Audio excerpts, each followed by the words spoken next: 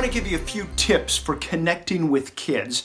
First of all, when you're talking to a kid, get on their level. Get eye level, whether that means bending down or kneeling down. You want to talk eye to eye. You don't want to tower over them. When you teach, you want to do the same as well. And so if your kids are sitting on the floor, you'll want to sit on the floor. If your kids are sitting in small chairs, you want to get as close to eye level as you can. You don't want them sitting on the floor and you being way over them, towering above them. You want to be on as eye level as possible. Also, you want to take the time to get to know your kids. Focus on your kids, learn their names, begin to build relationships with them. That is a priority.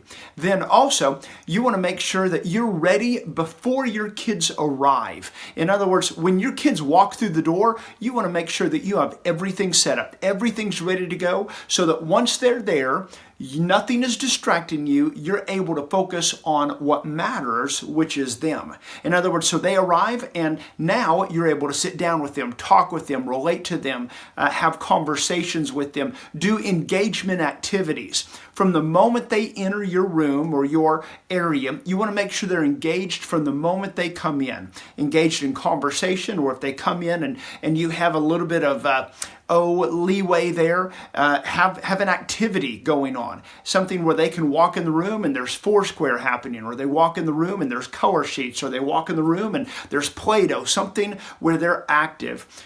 For a couple of reasons. One is when kids are not engaged, many times they will engage themselves. In other words, that's where you get a lot of discipline issues, when kids are left to their own devices to entertain themselves. And so you want to keep them engaged. Also, when relating to kids, talking with kids, kids are more comfortable when they're doing something with their hands. In other words, it's not just eyeball to eyeball conversation, but something else is happening. That's why crafts is such a powerful time for relationship, because you're doing something with your hands. The focus isn't the conversation, it's what's going on in front of you, and yet it allows that to happen in such so much more of a laid-back way. Another key that I want you to remember is when they walk in, remember you want to focus on them. You want to be careful that you don't clump up. You see, a lot of times I've seen kids walk in a room and for one, sometimes leaders are over in the corner and they're talking to other leaders. In other words, we have conversations going. All of us, we are drawn to people that are similar to how we are. So in other words, when you look at youth, and you walk into a group, youth are always going to be drawn to youth. Children are going to be drawn to children. Adults are going to be drawn to adults. And it goes even beyond age barriers. We're going to be drawn to people who are like us. And so you have to intentionally sometimes break out of that mode to say, I don't want to be drinking coffee and having a conversation in the corner with our other youth leaders or our other adult leaders. I want to be where the action is. I want to be where the kids are. Sometimes when we go in to evaluate a ministry or a youth group, we see it a lot with youth groups where you walk in and the youth are all sitting down and they're talking and they're mingling, and then where are the adults? Well, they're at the back of the room.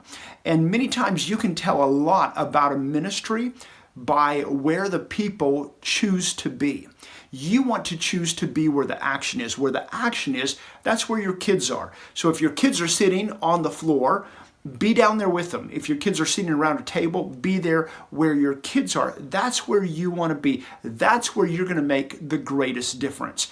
A man came up to me one day. I just preached a Sunday morning worship service, and he came up and he said, Colby, he said, Christians are like manure. And I laughed because he was a farmer. I laughed because I had no idea what he was talking about. He said, Christians are like manure. And I said, okay, you've got to explain that to me. What do you mean? He said, well, when they clump up in the barn, it just really stinks.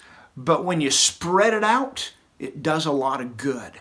And so in other words, don't clump up with other people who are like you. Spread yourselves out where you're going to do the most good. A few other things about connecting with kids. One is, don't show favoritism.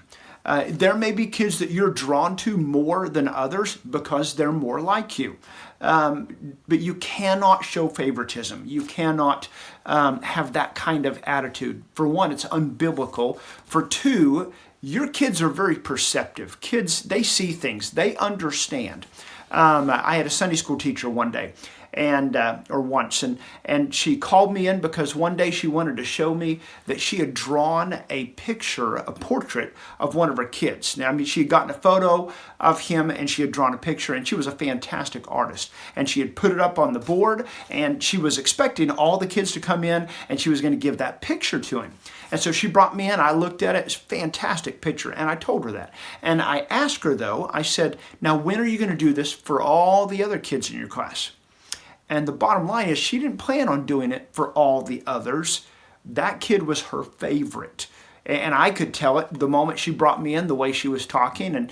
And so I had to have a conversation with her that the moment she gives that to him in front of everybody, every kid in there, one, they're going to wonder, am I going to get one too?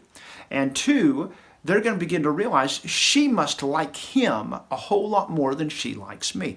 You don't need those kind of attitudes. You know, the disciples were always bickering about who is the greatest. And you don't need those kind of attitudes, conversations, feelings happening. It's a distraction to the purpose. And the purpose is you want them to experience the unconditional love of Christ. You want them to be included. You want them to come to church and to know that it's a safe place. It's a place where they're welcomed, where they're cared for.